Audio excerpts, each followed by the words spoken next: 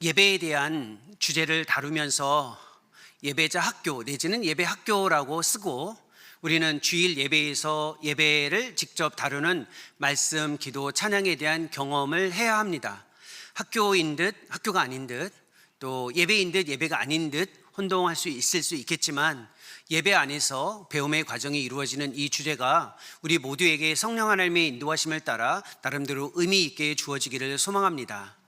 예배가 하나님을 향한 경배의 실천인지, 아니면 예배가 우리의 삶의 형성을 위한 실천인지라는 질문을 생각해 볼 수 있습니다. 이 질문은 우리 모두에게 주어질 텐데 한번 생각해 보시죠.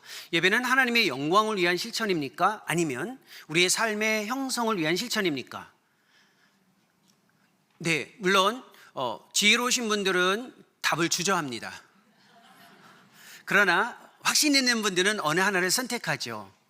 그 답이 대부분은 하나님의 영광을 위한 실천입니다. 예배는 하나님의 영광이지 그게 우리의 삶과 연결되어져 있나? 하지만 예배와 관련되어져 있는 아주 중요한 본문 고린도후서 3장 18절에 보면 이런 표현이 있습니다. 우리가 다 수건을 벗은 얼굴로 거울을 보는 것 같이 주의 영광을 보매 그와 같은 형상으로 변화하여 영광에서 영광에 이른다라고 되어 있습니다. 예배는 우리의 삶의 모습이 변화하여 그것이 영광과 연결되어져 있다는 것이 성경의 가르침입니다. 이 본문 안에서 먼저 생각해 볼 것은 예배는 거울에 우리를 비추어 보는 것 같은 실천이라는 겁니다. 손거울 가지고 계시죠? 손거울을 언제 보시나요? 수시로 봅니다. 그래서 손거울을 꺼내서 자기의 얼굴을 비춰보면서 아침에 내가 단장했던 모습에 변화는 없는지, 립스틱이 조금 흐려지지는 않았는지, 컨실러가 약해지지는 않았는지, 얼굴에 혹시 무엇인가가 묻어 있지는 않은지 봅니다. 거울을 보는 사람의 지극히 자연스러운 반응은 자기의 얼굴을 거울에 비추어서 손을 본다는 겁니다. 예배는 하나님의 거울에 자기 자신을 비추어서 자기 자신의 모습을 변화하는 것입니다. 따라서 우리의 삶의 형성, 우리의 모습의 변화는 하나님의 영광과 맞닿아 있습니다. 영광은 추상과 아니면 개념 안에 갇히는 아주 추상적인 어떤 개념적인 내용으로 제한되지 않고 우리의 삶의 구체적인 실천과 맞닿아 있다는 것입니다. 따라서 예배는 우리의 삶의 형상의 구체적인 변화를 통해 아버지 하나님의 영광에 이루는 실천이기도 합니다. 그런데 사실 우리는 하나님의 영광을 생각하지만 영광에 비추어 보는 우리의 모습에 대해서는 별로 관심을 갖지 않습니다. 왜냐하면 거울을 보면 얼굴에 비추어질 때 손을 봐야 하는 것처럼 하나님께 자기 자신을 비추면 자기 자신을 변화시켜야 된다는 부담감이 찾아옵니다. 그래서 예배하지만 하나님의 영광을 거울처럼 마주대하는 하는 태도가 없습니다. 그냥 왔다가 가는 겁니다. 앉아있다가 떠나는 겁니다. 하나님을 직면하고자 하는 것에 두려움이 있기 때문에 그렇습니다. 이것을 가리켜 하나님을 직면하기를 회피하는 영혼의 게으름이라고 이야기할 수 있습니다. 우리는 그렇게 종종 살아가고 있습니다. 왜냐하면 내가 변화되는 것이 싫고 내가 무엇인가 반응을 해야 되는 것 자체에 내 영혼이 상처받는다는 생각을 갖기 때문에 쉽게 반응하지 않습니다.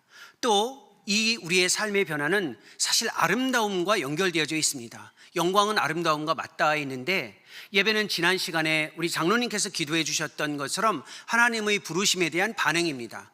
부르심이 우리 가운데에 주어지면 반응이 있는데 부르심을 가리키는 표현이 바로 교회와 연결되어져 있습니다. 중요한 건 아닌데 음성적으로 한번 들어보시면 도움이 됩니다. 부르다라는 단어는 칼리인이라는 단어입니다. 여기에서 에클레시아라는 교회라는 단어가 주어졌습니다. 중요한 건 아닙니다. 그냥 음성적으로만 들어보십시오. 그런데 아름답다라는 단어가 칼론 칼로스라고 이야기합니다. 그러면 칼레인과 칼로스는 같은 어원을 가지고 있습니다. 우리 삶의 가장 아름다운 것은 하나님의 부르심에 반응하는 것과 연결되어져 있다는 겁니다. 따라서 우리의 반응이, 삶의 형성이 단순히 영광뿐만 아니라 선하신 그리고 진리이신 아름다우신 하나님의 모습을 우리의 삶으로 담아내는 것입니다. 그런데 진짜 아름다움은 무엇인가요? 이 세상에서 우리가 아름다움을 생각하면 대략 이런 것에 집중합니다. 헤어스타일, 아름다움이죠.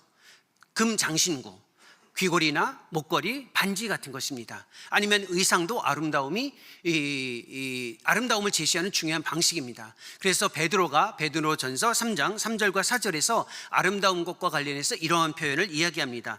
너희의 단장, 곧 아름다움은 머리, 헤어스타일에 너무 집중하지 말고, 가지고 있는 금 장신구에 너무 집중하지 말고, 의상, 패션에 너무 집중하지 말고, 거기보다는 온유한 성품, 삶의 모습으로 아름다움을 드러내는 것이, 즉 우리의 행실, 즉 삶의 모습으로 나타나는 것이 참된 아름다움이다라고 이야기합니다. 이런 점에서 우리의 삶의 모습이 어떻게 하나님 안에서 형성되어져 가는가는 예배의 가장 중요한 영광과 맞닿아 있습니다. 그래서 예배의 정의를 다음과 같이 생각해 볼 수 있습니다. 예배의 정의가 물론 여러 가지 표현이 있지만 성경과 교회의 역사의 가르침에서 이렇게 정의해 볼 수 있습니다. 성경 구절이 아니기 때문에 제가 한번 읽어가면서 설명해 드리겠습니다. 예배의 정의의 출발은 참된 예배입니다. 무슨 말이냐면 거짓된 예배도 바람직하지 않은 예배도 있기 때문에 예배의 정의의 출발은 참된 예배입니다. 참된 예배란 주권자이신 하나님께서 우리 가운데 다가오시는데 그 하나님 앞에서 인간이 스스로를 드러내시는 하나님 앞에 내어드리는 반응입니다. 그런데 이 반응을 할 때 하나님의 뜻에 부합한 방식으로 하는 모든 순종과 복종의 경배 활동을 가리켜 예배라고 이해할 수 있습니다. 외울 필요는 없는데 이해할 필요는 있는 정의입니다. 우리의 경배 활동은 순종과 복종의 태도로서의 삶의 방식에 영향을 미칩니다. 오늘 우리가 읽은 본문 사도행전 2장 40절에서 42절의 본문은 경배의 활동으로서 우리의 삶을 형성하고 있는 초대교회 공동체의 실천이 무엇이었는지, 그 실천을 통해 오늘 우리는 경배의 활동에 참여하는 예배의 과정 안에서 우리의 삶을 어떻게 형성할 수 있는지에 대해서 굉장히 중요한 가르침을 제시해 주고 있습니다. 초대교회에서 경배의 실천으로서 제시했던 구성 요소는 사실 읽은 본문이 40절인데 38절부터 출발합니다. 38절에 이런 표현이 있습니다. 베드로가 이르되 너희가 회개하여 각각 예수 그리스도의 이름으로 세례를 받고 죄사함을 받으라라고 이야기했습니다. 그리고 41절에 이런 표현이 나옵니다. 그 말을 받은 사람들은 세례를 받으매. 그래서 예배와 관련해서 특별히 하나님의 형상으로 우리가 우리의 삶을 만들어갈 때에 가장 중요한 실천 중에 하나가 초대교회에서 세례를 포함했습니다. 그리고 유명한 구절 42절이 나오는 겁니다. 이 구절을 다시 한번 읽어보겠습니다. 초대교회에서 경배를 통한 신앙 형성의 실천으로서 어떤 실천에 주목했는지 42절을 한 목소리로 읽어보겠습니다.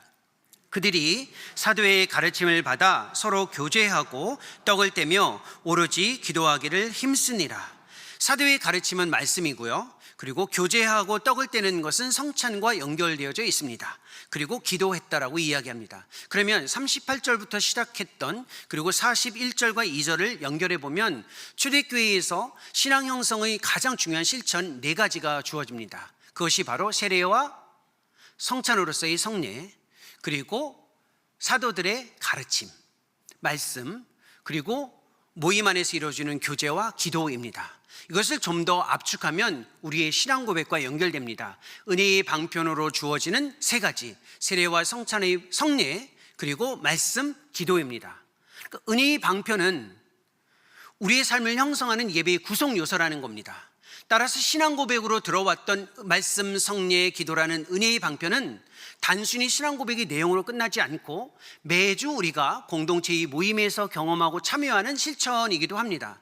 이 구체적인 공예배의 실천으로서의 교제, 말씀, 성례, 기도가 우리의 삶에 어떻게 신앙 형성을 이끌어내는지를 생각해 보는 것이 중요합니다. 그런데 우리는 매주 반복적으로 신앙 실천으로서의 예배에 참여하지만 이것이 우리의 삶의 형성과 연결되어져 있다는 생각을 많이 갖지 못합니다. 왜 그럴까요? 우리의 삶과 관련해서 좋은 지식, 분명한 지식을 갖고 신앙을 확신하고 있다면 충분하다고 생각하고 있기 때문에 그렇습니다.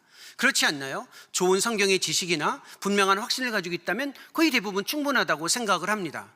그래서 우리는 이렇게 생각을 하죠. 내가 좋은 지식을 가지고 있으면 내 삶은 충분하다, 그렇게 살아갈 수 있을 것이라 생각합니다. 하지만 그런가요?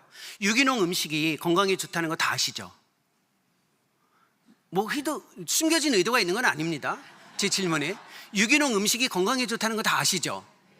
그런데 우리는 왜 유기농 음식이 건강에 좋다는 걸 알지만 피자, 햄버거, 도넛 앞에 발길을 멈추지 못하고 손이 그리 갈까요?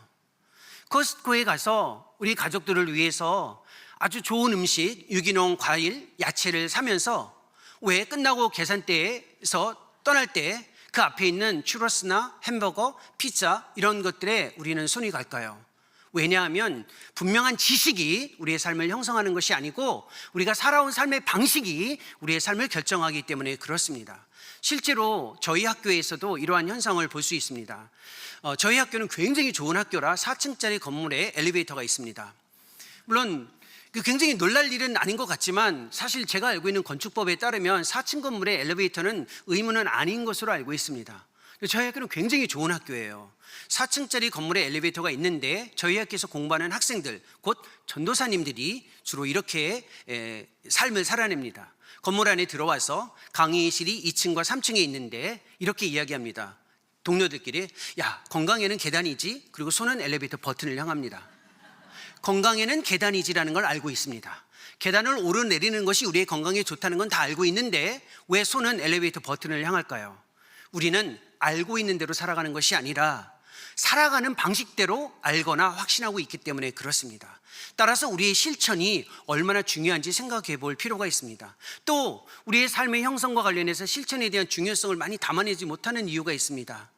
왜냐하면 삶의 형성이 우리의 신앙에서 중요하지 않는 문화 안에 있기 때문에 그렇습니다. 내가 좋은 실력을 가지고 있고 무엇인가를 얻을 수 있다면 그것이 충분하다라는 생각을 갖습니다. 그러니까 우리의 신앙은 이력서의 신앙에 집중합니다. 내가 할 수 있는 일이 무엇인가, 업적이 무엇인가에 집중합니다. 그렇지 않나요? 그러니까 모든 신앙은 내가 어떻게 만들어지는지에 대한 관심보다는 내가 무슨 일을 할 수 있는지에 대한 관심을 갖습니다. 사실 우리가 충실하게 신앙생활하고 예배를 통해 삶의 형성이 이루어지려면 이 부분을 생각할 때 죽음의 순간을 기억하며 살아가는 겁니다. 메멘토 모리라고 하는 죽음의 순간을 기억하는 삶의 방식을 생각하면 내가 죽었을 때 장례식에서 나를 향한 인생의 평가가 어떻게 주어질지를 생각해 볼 수 있습니다. 많은 일을 한 것보다 어떤 사람인지에 대한 평가가 주어집니다. 친절했다, 착했다, 선했다, 누군가를 위해서 헌신한 사람이었다, 인품, 성품에 대해서 이야기합니다.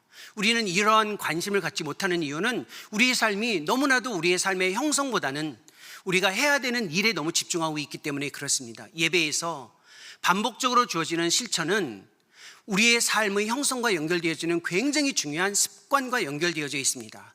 매주 우리는 반복적으로 예배에 참여하죠. 매주 우리는 습관처럼 예배에 참여합니다. 그래서 우리는 습관에 대해서 좀 부정적이에요. 그렇지 않나요? 습관적으로 하지 말아라라고 이야기하지만 사실은 습관보다 우리의 삶에 큰 힘을 가지고 있는 것은 없습니다. 나의 습관이 나의 삶을 결정합니다. 평소에 어떻게 하느냐가 내 삶을 결정합니다. 그래서 삶의 방식과 관련해서는 지식이나 확신보다는 습관이 중요합니다.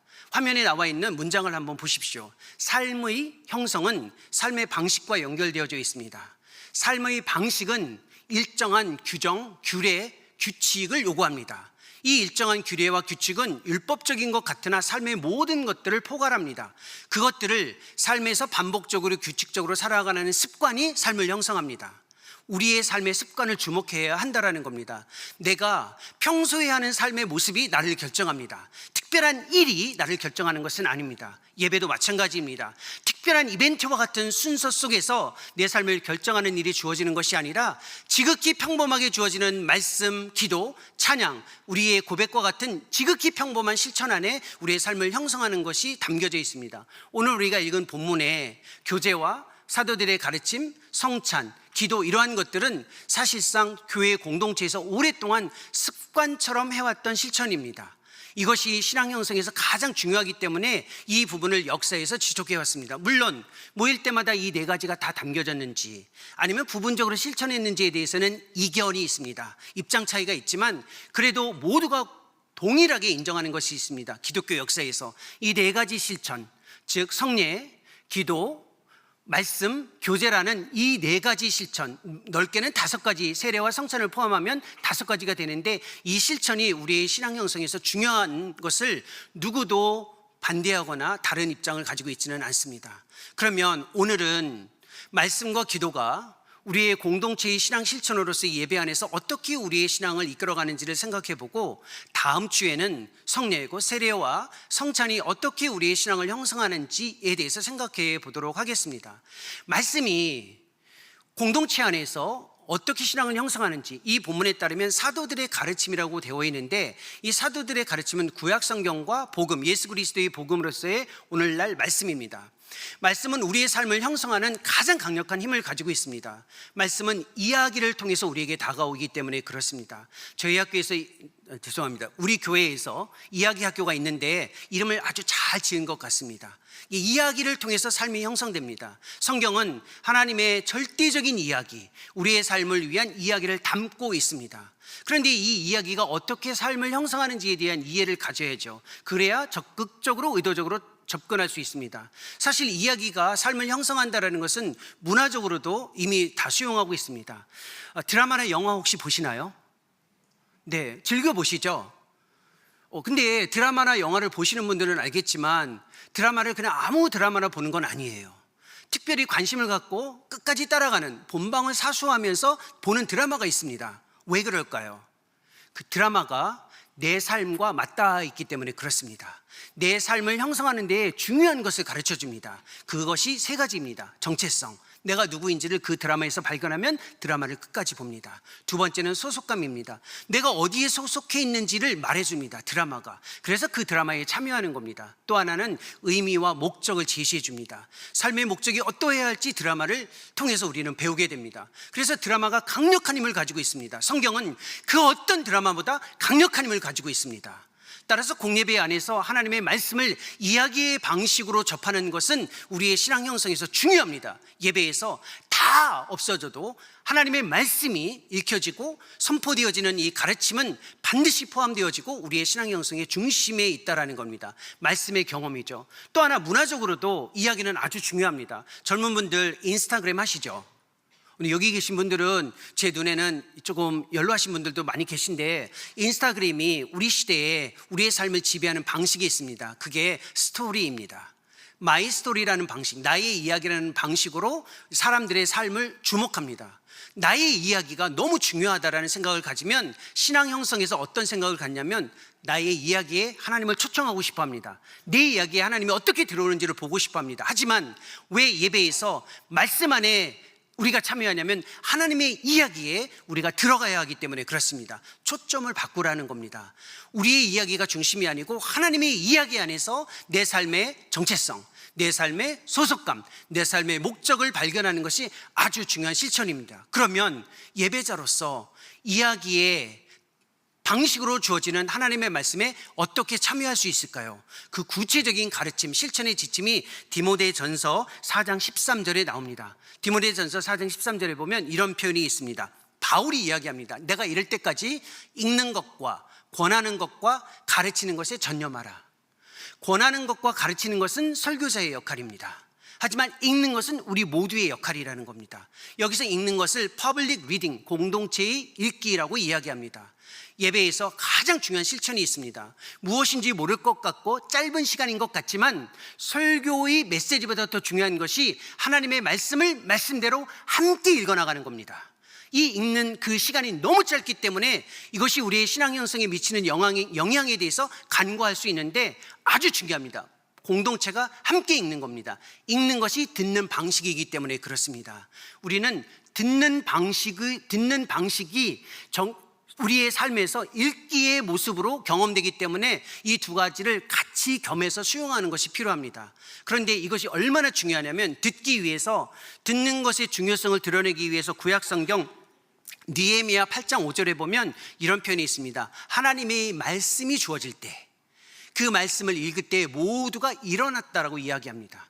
일어나서 하나님의 말씀을 읽는다라는 말은 하나님이 우리에게 말씀해 주시는 것을 듣는 방식으로 읽기 위한 가장 의도된 실천입니다. 물론 우리가 예배에서 하나님의 말씀을 읽을 때 같이 일어나서 읽으면 제일 좋습니다. 꼭 그렇게 해야 할 필요는 없지만 더 중요한 건 의도적으로 읽는 시간을 무시하지 않아야 된다라는 겁니다. 설교 말씀을 듣는 게 중요하니까 성경 읽는 건 그냥 넘어가도 돼.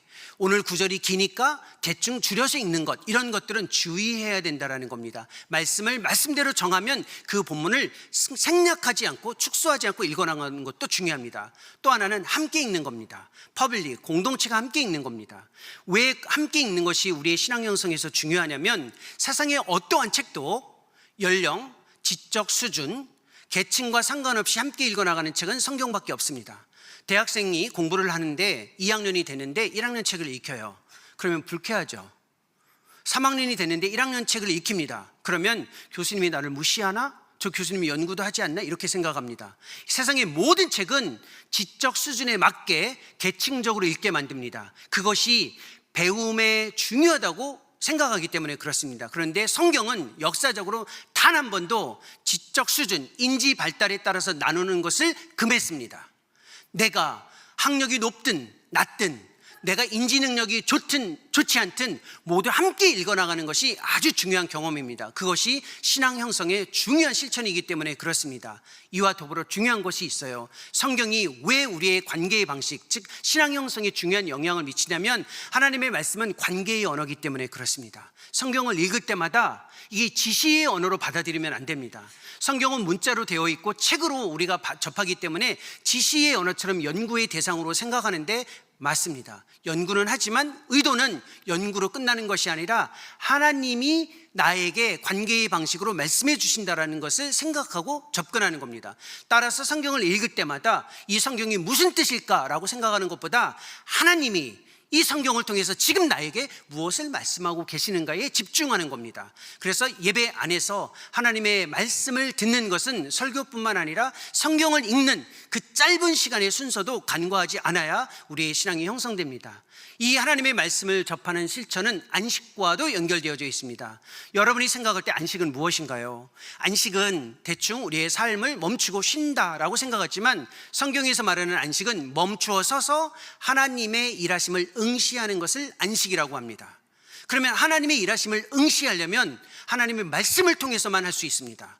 매주 우리가 함께 성경을 읽고 그 읽은 말씀을 권면하고 가르치는 시간은 우리가 멈추어 서서 하나님의 일하심에 참여하는 시간입니다. 그래서 안식의 가장 바른 실천이 말씀과 함께하는 실천입니다. 그냥 쉬는 것이 안식이 아니라 말씀 안에 들어가는 겁니다. 따라서 안식에 예배를 하고 예배 때 하나님의 말씀을 담아내는 것은 기독교 역사에서 신앙 형성에서 타협 불가의 실천이라는 것을 확신해야 된다는 겁니다. 이것과 더불어 우리의 신앙 형성과 관련해서 오늘 본문에서 이야기해주고 있는 초대교회부터 지속되는 실천 중에 하나가 함께 기도하는 것입니다. 기도는 우리의 신앙 형성에 있어서 아주 중요한 실천입니다. 기도는 무엇이라고 정의할 수 있나요? 대부분 기도하면 하나님과의 대화다라고 이야기합니다. 틀린 정의는 아니고 맞습니다. 기도는 하나님과의 대화인데 이 대화는 우리의 마음을 하나님께 집중하고 하나님이 원하시는 방식으로 우리의 삶을 형성하는 것과 연결되어져 있습니다. 기도에서 가장 중요한 것은 언어의 사용이고 그 언어를 정확하게 구사해야 하는데 우리의 삶의 모든 영역을 하나님과 연결해야 하기 때문에 그렇습니다. 기도는 단순히 하고 싶은 말을 하는 것이 아니라 하나님과 연결하는 것입니다. 그래서 기도의 정의를 이렇게 삶의 형성과 관련해서 이렇게 정의할 수 있습니다. 화면에 없습니다. 들으셔야만 합니다. 화면에 없습니다. 기도란 하나님과의 대화를 시작으로, 대화가 끝이 아니라는 거예요. 기도란 하나님과의 대화를 시작으로 하나님과의 관계가 시작되고 발전하고 그 관계의 발전을 통해 우리의 삶이 형성되어 삶의 열매로 드러나는 과정입니다. 기도는 단순히 대화하는 것으로 끝나지 않고 대화는 관계의 방식이기 때문에 관계의 출발입니다. 그리고 대화를 하면 관계가 발전합니다.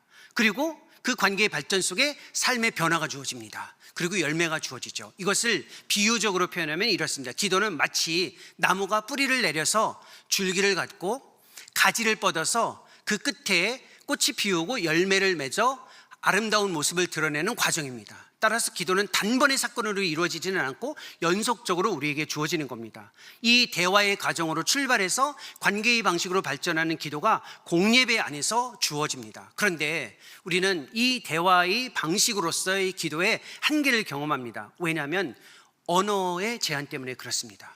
우리의 가장 큰 문제는 기도를 하고자 하는 마음이 아니라 하고 싶어도 언어가 없습니다. 기도의 언어가 없으면 하나님과의 대화에 제한이 주어집니다. 제가 우크라이나에서 선교할 때, 그리고 케냐에서 선교할 때 이중적으로 경험했던 가장 힘든 게 무엇이냐면, 새로운 나라에 들어갔을 때 그 나라의 언어를 알아야 그 나라의 사람들과 관계를 구축할 수 있다는 겁니다. 처음 케냐에 갔을 때 스와힐리어를 구사할 수 없었습니다. 스와힐리어를 구사하지 못하면 그들과 관계가 이루어지지 못합니다. 우크라이나의 키예프에서 지낼 때에 러시아어와 우크라이나 언어를 구사하지 못하면 관계가 이루어지지 못합니다. 그들과의 관계 형성을 위해서는 언어는 중요합니다. 하나님 나라에 속해 있는데 하나님 나라의 언어가 무엇인지 알지도 못하고 배우지도 않으면서 하나님과의 관계 형성을 기대하는 사람은 부정직한 실천에 참여하고 있는 겁니다. 내가 하나님 나라에 속하고 하나님 나라의 자녀라면 그 언어를 익혀야만 합니다. 그 언어를 익히는 것이 대화의 방식으로서의 기도입니다. 이것은 우리의 삶에 있어서 우리의 삶의 변화를 이끌어내는 데 있어서 아주 중요합니다. 따라서 공예배가 어떻게 우리의 하나님과의 관계를 위한 대화를 이끌어내는지에 대한 관심을 갖고 예배 때마다 참여해야만 합니다. 사실 예배는 하나님과의 관계 구축을 위한 대화의 언어를 배우는 학교라고 볼 수 있습니다. 우리가 잘 알고 있는 칼빈과 같은 사람은 기도를 위해 교회의 예배가 기도의 언어를 가르치는 학교다라고 이야기했습니다. 틀린 말은 아닌데, 학교하면 무슨 생각이 드나요? 뭔가 정보를 접하고 뭔가 이렇게 배워야 된다라는 생각이에요. 정보를 습득한다라는 생각을 가져요. 그래서 이 칼빈의 표현보다 더 적절한 표현을 역사적으로 어거스틴의 스승인 암브로스가 이렇게 말을 했습니다. 예배란 기도의 언어, 즉 하나님과의 대화의 언어를 익히는 짐네시움, 오늘날로 말하면 피트니스, 체력 단련소다라고 이야기했습니다. 예배는 언어를 배워서 정리하는 시간이 아니고 언어를 직접 익히는 훈련하는 시간입니다. 따라서 공예배에 들어올 때마다 사용하는 모든 기도의 언어, 예배자가 그리고 예배와 관련되어져서 이루어지는 모든 이 언어는 우리가 하나님과의 관계 형성을 위해서 언어를 익히는 과정입니다. 어떤 언어를 익히고 계십니까? 어떤 언어를 배워가고 계십니까? 어떤 언어가 여러분의 삶에서 체화되어 가고 있습니까? 따라서 공예배 안에서 사용하는 모든 언어를 의도적으로 수용하고 그것을 직접 활용해야만 합니다. 그것이 우리에게 있어서 하나님과의 관계 방식에서 중요합니다. 실제로 교실보다는 피트니스가 우리의 삶에 직접적인 영향을 미치지 않나요? 예배는 교실이라기보다는 어쩌면 피트니스와 같은 체력 단련소의 역할을 하고 있습니다. 여기에서 우리가 생각해야 할 내용이 좀 있습니다. 내가 필요할 때만 언어를 배우는 게 아니라 관계의 방식을 위해서는 늘 항상 언어를 배우는 데 집중하는 겁니다. 관계의 방식을 위해서 언어를 배우는 데 집중하는 것은 필요할 때만 말하는 것이 아니라 관계를 풍요롭게 하는 데 중요합니다. 예배 때 내가 하나님께 할 말이 없어도 예배에 참여하는 이유는 그 방식 안에 참여하면서 내 신앙을 강화할 수 있기 때문에 그렇습니다. 그러니까 꼭 필요한 언어만 찾는 것이 아니라 관계를 위해서 필요로 하는 언어를 익히는 것이 중요합니다. 그렇지 못하면 하나님께 꼭 필요로 하는 언어만 이야기하고 들어야 할 언어를 듣지 못하고, 그리고 꼭 들어야 할 언어를 완전히 차단할 뿐만 아니라 들을 수 없는 자기 자신의 모습에 갇히게 됩니다. 인격적인 하나님과의 관계를 위해서는 굉장히 중요한 방식으로서 평소에 언어를 익히는 훈련이 결정적일 때에 필요로 하는 언어를 보완해 주기 때문에 아주 중요한 훈련입니다. 저는 결혼한 지 약 30여 년이 됐습니다. 물론 고등학교 때 결혼한 건 아니에요. 제가 대학을 졸업하고 나이가 차서 결혼을 했는데 결혼한 지 한 30여 년이 됐습니다. 제 아내와의 인격적인 관계를 위해서 저는 필요할 때만 대화하는 사람은 아닙니다. 열심히 노력을 합니다. 평소에 대화를 합니다. 근데 제 아내가 이렇게 이야기합니다. 듣고 있어? 저는 열심히 듣고 있는 것 같은데 그렇게 이야기합니다. 듣고 있냐는 거예요. 듣고 있는데, 근데 사실 속으로 듣고 싶은 것만 듣고 들려지는 것만 들을 때가 많이 있습니다. 인생 안에서의 관계도 대화의 방식에서 언어를 익히려면 듣는 것과 표현하는 것에 고정적인 훈련이 필요합니다. 예배는 바로 이 언어를 익히게 해주는 겁니다. 우리가 공예배를 통해서 익혀나가는 언어가 무엇일까요? 공예배 안에서 하나님과의 관계 형성을 위해서 반드시 익혀야 할 언어가 있습니다. 그 언어의 가장 분명한 가르침이 성경에서 이야기해주고 있는 예수님의 가르침으로 주어진 기도입니다. 주기도의 언어는 우리가 신앙 형성에서 반드시 체화해야 할 언어입니다. 이 주기도는 하나님 나라가 이 땅에서 이루어질 때에 어떠한 모습으로 어떻게 다가오는지, 우리가 하나님과의 관계 속에서 어떠한 삶을 살아가야 하는지에 대한 기도 제목 3가지를 제시해 줍니다. 일용할 양식, 먹고 사는 문제입니다. 그걸 하나님과 함께 나누라는 겁니다. 또 화해의 문제입니다. 용서와 화해, 관계의 문제를 하나님과 연결시키라는 겁니다. 또 영적인 실제, 시험에 들지 않는 이 영적인 실제에 대해서 확신하라는 겁니다. 우리가 살아가면서 먹고 사는 문제와 이웃과의 관계, 그리고 영적인 실제보다 더 중요한 게 있을까요? 주기도는 짧은 기도이지만 우리가 배우고 익혀야 할 기도의 언어입니다. 따라서 공예배 때 주기도를 함께 고백하거나 아니면 주기도에서 제시하고 있는 이 내용들을 예배의 기도 안에 사용하는 것은 아주 중요한 실천입니다. 이것을 좀 더 현대화시켜서 우리의 기도를 통해 우리의 신앙을 형성할 때 아주 중요한 실천 내용이 있습니다. 그 내용이 기도의 언어 중에 4가지 언어로 정리됩니다. 아주 단순한 언어이지만 이 언어를 배우고 익히는 것이 기독교 신앙에서 중요한 예배의 언어입니다. 그 첫 번째가 하나님 감사합니다입니다. 두 번째, 하나님 잘못했습니다. 세 번째, 하나님 저 힘듭니다. 그리고 네 번째, 하나님 도와주세요라는 기도입니다. 이 언어는 유치원 아이들부터 시작해서 노년에 이르는 모든 하나님의 백성들이 기독교 신앙생활을 통해 예배 안에서 하나님과의 관계 구축을 위해서 배우는 단어의 집약체입니다. 이 언어는 아주 단순해 보이지만 쉽게 주어지는 단어들이 아닙니다. 생각해 볼까요? 감사합니다. 감사합니다라는 단어는 훈련되지 않으면 나오지 않습니다. 감사합니다를 많은 사람들이 조건에 대한 반응으로 생각합니다. 무엇인가를 해주었기 때문에 그 표현으로 감사한다라고 이야기하죠. 하지만 그거보다 더 중요한 건 훈련되지 않은 사람은 어떤 상황이 주어져도 감사를 표현할 수 없습니다. 그래서 우리가 아이들에게 초콜릿이나 캔디를 줄 때마다 들고 있습니다. 언제까지? 고맙다고 해야지 라고 할 때, 그 말을 할 때까지. 그리고 가르칩니다. 그렇지 않나요? 왜냐하면 훈련된 사람만 감사의 표현을 할 수 있기 때문에 그렇습니다. 그러니까 감사의 조건이 있다고 해서 감사하는 건 아니에요. 훈련이 필요하다라는 겁니다. 기독교 예배는 처음부터 감사로 시작하고 기도와 찬양과 메시지에 하나님을 향한 감사가 들어가 있습니다. 이 언어를 체화하는 훈련을 하는 겁니다. 감사의 존재로 살아갈 수 있도록 훈련된 언어를 가지고 있는 것이 기독교 예배를 통한 신앙 형성에서 중요한 과제입니다. 두 번째는 잘못했습니다입니다. 우리 시대에 잘못했다라는 표현은 생각보다 쉬운 고백은 아닙니다. 잘못했습니다라는 고백을 쉽게 하지 않습니다. 왜냐하면 약자라고 보여지고 약한 자라고 드러나는 것을 수치로 생각하는 사회 속에 있기 때문에 그렇습니다. 이건 훈련입니다. 그런데 하나님과의 관계에서 잘못했습니다라는 이 언어는 일이나 사건과 행동을 잘못했다라는 것을 포괄하는, 그것을 넘어서는 접근입니다. 왜냐하면 내가 어떤 행동에 잘못이 없으면 잘못했다라는 훈련의 필요성을 느끼지 못해요. 도덕적으로 선한 사람 많습니다. 기독교인보다 훨씬 더 윤리적으로, 사회의 윤리적으로 성숙한 사람들이 많습니다. 그런 사람들은 잘못했습니다라는 표현을 하지 않아도 되는 것과 같고, 교회 안에서도 내가 특별히 누군가에게 아니면 하나님 앞에서 잘못한 것이 없으면 그 행동 때문에, 행위 때문에 내가 잘못이 없는 것처럼 보여집니다. 하지만 잘못했다라는 것은 행동이나 사건이 아니라 내 존재가 가만히 있으면 적극적으로 하나님을 향하지 못하는 어리석고 연약한 자다라는 것을 고백하라라는 겁니다. 우리의 삶 자체가 하나님께 쉽게 기울어지지 못하고 쉽게 하나님을 멀리할 뿐만 아니라 원하지 않는 방향으로 살아가고 있다는 것을 훈련하라라는 겁니다. 잘못했습니다는 그냥 나오는 게 아니라 훈련된 사람만 할 수 있습니다. 제가 용인에서 살고 있는데 저희 집 근처에 천이 하나 있습니다. 그 천에 걷는 도로가 있어요. 자전거도 다니고 사람들도 갑니다. 저녁마다 시간이 될 때 제 아내와 제가 이렇게 주의 깊게 기울여 음성을 듣는 그 아내와 함께 길을 걷습니다. 언젠가 거리를 걷고 있는데 저 앞쪽에서 퀵보드 아시죠?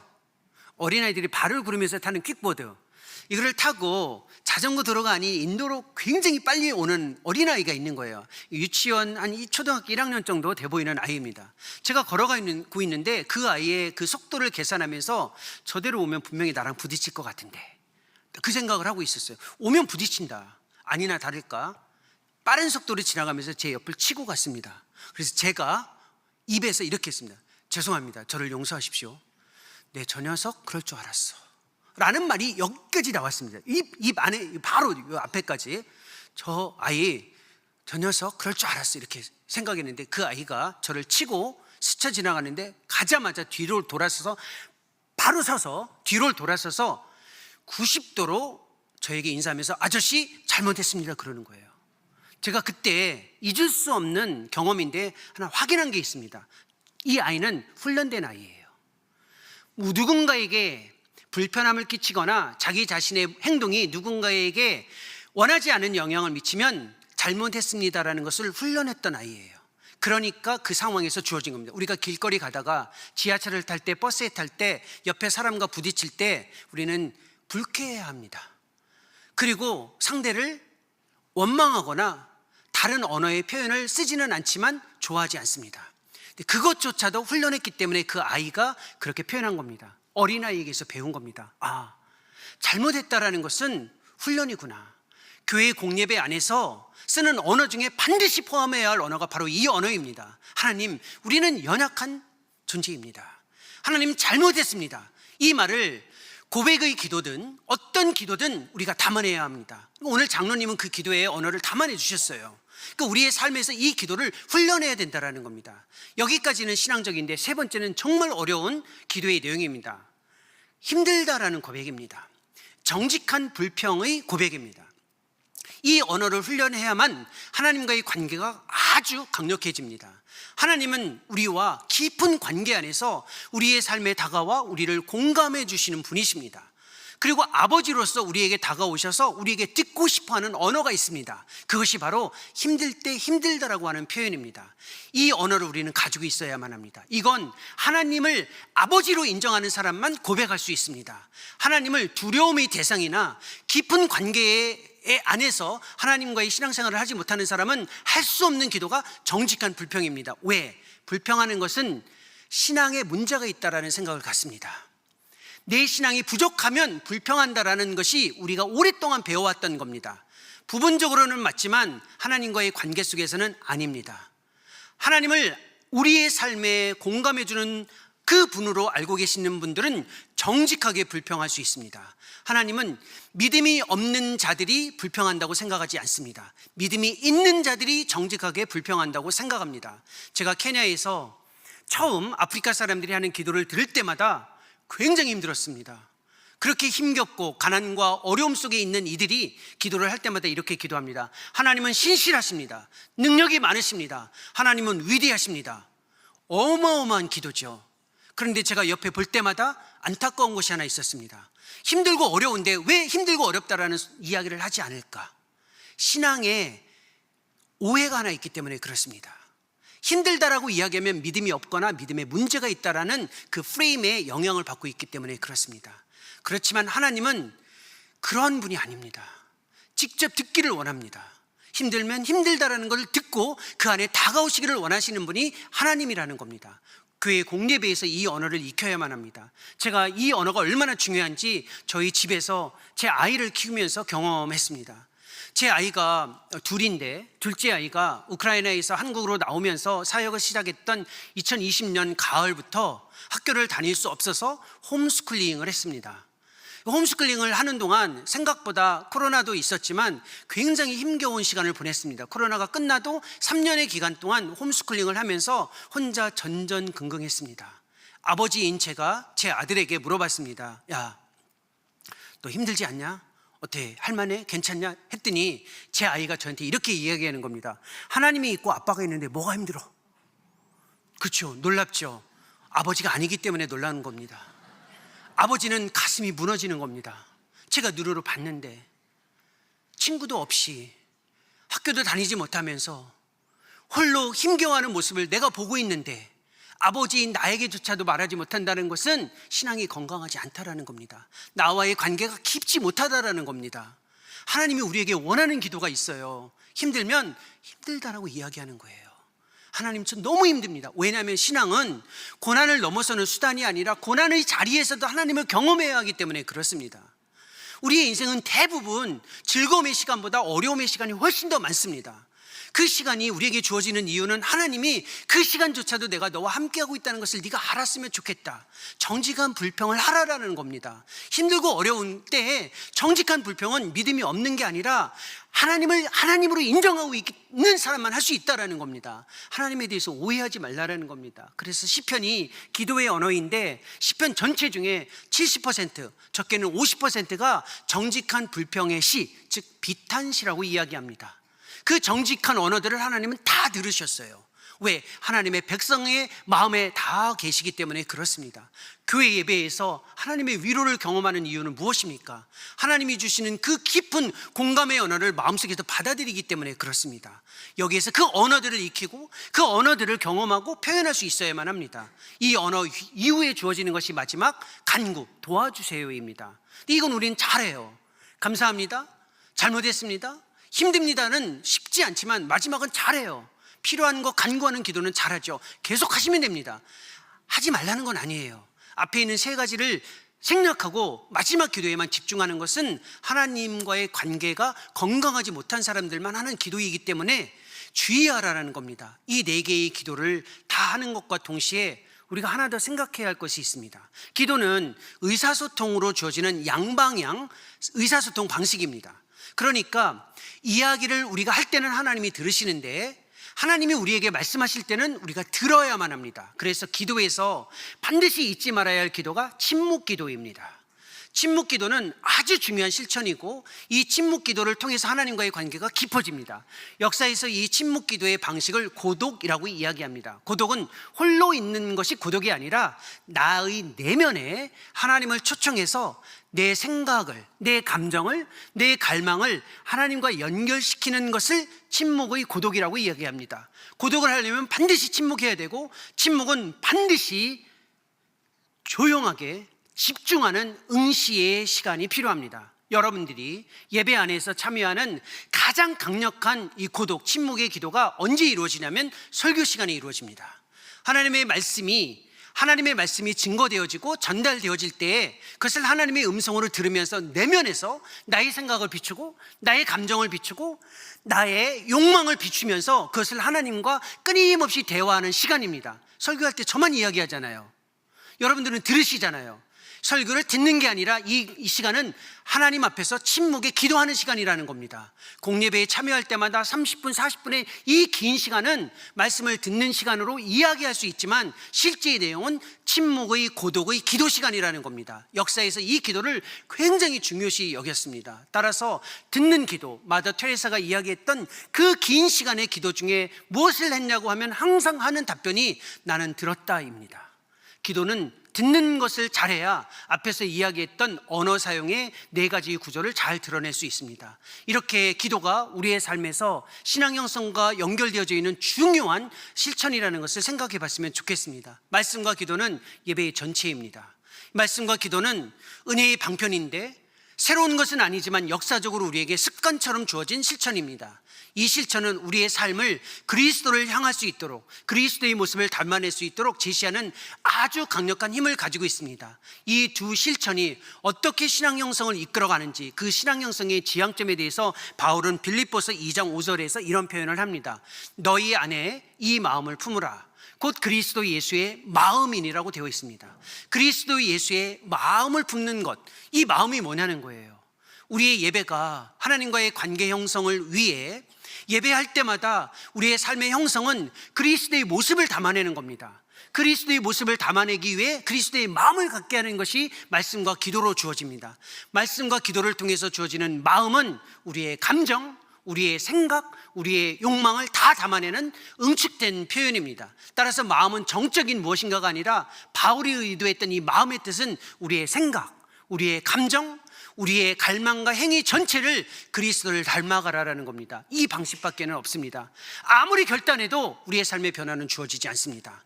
고정된 방식으로서의 습관과 같이 주어진 이 기독교 역사에서 단 한 번도 타협하지 않았던 말씀과 기도의 방식을 통해 끊임없이 습관처럼 그러나 의도된 습관으로 참여할 때 하나님과의 깊은 관계 형성이 이루어집니다. 이 실천이 삶의 모든 여정에 건강하게 지속될 수 있기를 소망합니다. 기도하겠습니다.